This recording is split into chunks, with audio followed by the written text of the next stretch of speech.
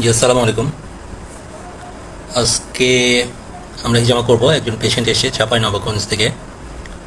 তো আমরা তার হিজামা করবো ইনশাল্লাহ। ওনার সমস্যা হলো ওনার পেটে ব্যথা প্লাস পায়ে ব্যথা সহ নানা রকম ব্যথা গত 1 বছর ধরে। এই সমস্যাগুলো তার শুরু হয়েছে করোনার ভ্যাকসিন নেওয়ার পর থেকে। করোনার ভ্যাকসিন উনি 2টা কি 3টা নিয়েছেন, তারপর থেকে এই সমস্যাগুলো দেখা দিয়েছে। করোনার ভ্যাকসিন নেওয়ার জন্য কিন্তু কম বেশি সকলেরই কোনো সাইড এফেক্ট হয়েছে, এবং ম্যাসিভ সাইড এফেক্ট। কিন্তু এক একজনের এক এক রকম হয়েছে। কারো হার্টের সমস্যা হয়েছে, কারো স্কিন ডিজিজটা তো মহামারী আকার ধারণ করছে এখন। এবং মজার ব্যাপার হলো স্কিন ডিজিজগুলো ফাঙ্গাসের কারণে হয়েছে। ফাঙ্গাসগুলো রেজিস্ট্যান্ট হয়ে গেছে সমস্ত অ্যান্টি ফাঙ্গাল ওষুধগুলোর বিরুদ্ধে। এবং এটা যারা ভ্যাকসিন নিয়েছে তাদেরকেও প্রথমে অ্যাটাক করছে, স্কিন ডিজিজ তৈরি করছে। এখন যারা নিচ্ছে না, যারা নেয়নি, যেমন আমি নিইনি বা আমার মতো অনেকেই নেয়নি, আমার পরিবার নেয়নি, তাদেরও সমস্যা হচ্ছে। আমাদের মতো যারা নেয়নি তাদেরও সমস্যা হচ্ছে।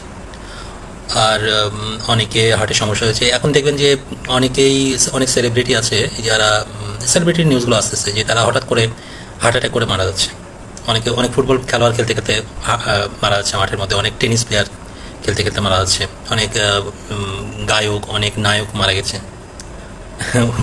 উল্টা বলা হচ্ছে তারা নাকি অতিরিক্ত এক্সারসাইজ করার জন্য মারা যাচ্ছে। আসলে তা না। এই এই করোনার ভ্যাকসিনগুলোর মধ্যে এমন কিছু এলিমেন্ট আছে যেগুলো ব্লাডকে ক্লট বাধায়। হ্যাঁ, ক্লটিং করে ব্লাডে, হার্টে হোক বা ব্রেনে হোক ক্লটিং করে। এবং আপনারা জানেন যে ব্রেনে যদি 5 মিনিট রক্ত না যায় তাহলে কিন্তু মানুষ মারা যায়। সো এটা কিন্তু শুরুর দিকেই আমরা যেরকম নিষেধ করেছি ভ্যাকসিনগুলো নেওয়ার জন্য, এবং ভ্যাকসিনের সাইড এফেক্ট সম্পর্কে, ক্ষতিকর দিক সম্পর্কে বলছি, সেরকম পৃথিবীর সব দেশেরই যারা অল্টারনেটিভ মেডিসিন প্র্যাকটিশনার তারা কিন্তু নিষেধ করছে ভ্যাকসিনগুলো নিতে। বাংলাদেশের স্বনামধন্য ডক্টর জাহাঙ্গীর কবির সাহেব, উনিও কিন্তু এই করোনা ভ্যাকসিনের সাইড এফেক্ট সম্পর্কে উনি একটা ভিডিও করছিলেন। কিন্তু তখন সরকার এবং অন্যান্য ডাক্তার বা সরকারি লোকজন তাকে এমন প্রেশারে ফেলছিল যে তিনি সেই ভিডিওটা ডিলিট করতে বাধ্য হন, এবং তাকে এমন একটা অবস্থা করছিল যে জেলে দিবে, দেশ ছাড়া করবে, এরকম একটা অবস্থা। তো উনি বাধ্য হন ডিলিট করতে এবং ভ্যাকসিনের পক্ষে কথা বলতে বা একটা ভিডিও করতে লামসাম বাধ্য হন, ক্ষমা চাইতেও বাধ্য হন। কিন্তু বাংলাদেশে যে একটু যে সমস্ত ডাক্তার ওই বিদেশে থাকে, যেমন মালয়েশিয়াতে সম্ভবত ডক্টর মুজিবুর রহমান থাকে, ইউএসএতে 2-1 ডক্টর এরকম থাকে, তারা কিন্তু বলছে যে ভ্যাকসিন নেবেন না, ভ্যাকসিন ক্ষতিকর। সবচেয়ে বড় ব্যাপার হল বাংলাদেশের প্রথম রাজারবাগ দরবার শরীফ থেকে রাজারবাগ দরবার শরীফে যিনি শায়েক, যিনি পীর সাহেব কিবলা, তিনি কিন্তু শুরু থেকেই বলছেন, এবং রাজারবাগ দরবার শরীফ থেকে, যে করোনার ভ্যাকসিন প্রচণ্ড ক্ষতিকর এবং এটার সাইড এফেক্ট আছে, এটা তোমরা নিবা না। সমস্ত বাংলাদেশের লোকজনকে এবং সমস্ত পৃথিবীবাসীকে উনি জানিয়ে দিয়েছেন।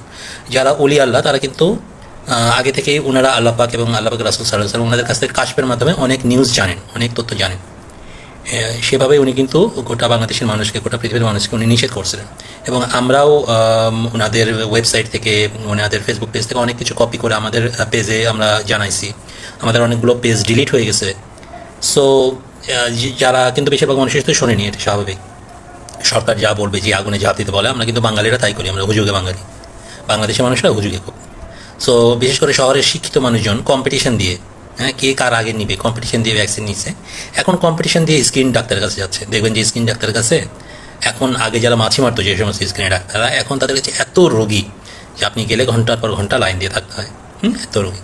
কারণ কোনো অসুখ ভালো হচ্ছে না, কোনো স্কিন ডিজিজ ভালো হচ্ছে না, কোনো ফাঙ্গাস ভালো হচ্ছে না। খুবই দামি একটা ওষুধ আছে ভরিকোনাজল, 200 পাওয়ারের। একটা ওষুধের দাম 100 টাকা, 120 টাকা, 30 টাকা, 90 টাকা এরকম। এই ওষুধ প্রতিদিন 2 বেলা খেতে হচ্ছে, অর্থাৎ প্রতিদিন 200-250 টাকার ওষুধ খেতে হচ্ছে। এরপর বিভিন্ন মলম দিতে হচ্ছে, লুলিকোনাজল, এই কনাজল, সেই কনাজল। কিন্তু এটা করার পরে শরীরের প্রচণ্ড ক্ষতি হচ্ছে, এবং 15 দিন, 1 মাস, 2 মাস খাওয়ার পরে টাকাও যাচ্ছে, 10,000, 20,000, 30,000, 50,000 টাকা যাচ্ছে। তারপরে 2-4 মাস রোগটা একটু চাপা দিয়ে থাকতেছে, 6 মাস, 1 বছর পর রোগটা আবার ব্যাক করতেছে। সো এই হলো দেশের বর্তমান অবস্থা।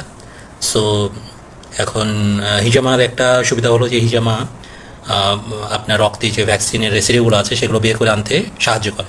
কিন্তু শুধু হিজামার মাধ্যমেও এই ডিজিজগুলো, স্কিন ডিজিজগুলো, বিভিন্ন ডিজিজগুলো শুধু সমাধান করা সম্ভব না। হিজামার সাথে সাথে ক্ষেত্রবিশেষে অ্যালোপ্যাথিক ওষুধ এবং প্রপার ডায়েট, এক্সারসাইজ এগুলো করে একটা আশা আছে যে সুস্থ হওয়া সম্ভব। সো আপনারা খুব সতর্কভাবে চলবেন, যতক্ষণই সম্ভব natural diet, natural life lead করার চেষ্টা করবেন, এক্সারসাইজ করবেন। প্রতি মাসে না হোক 2-3 মাস পর পর হিজামা করার চেষ্টা করবেন। ভালো থাকবেন।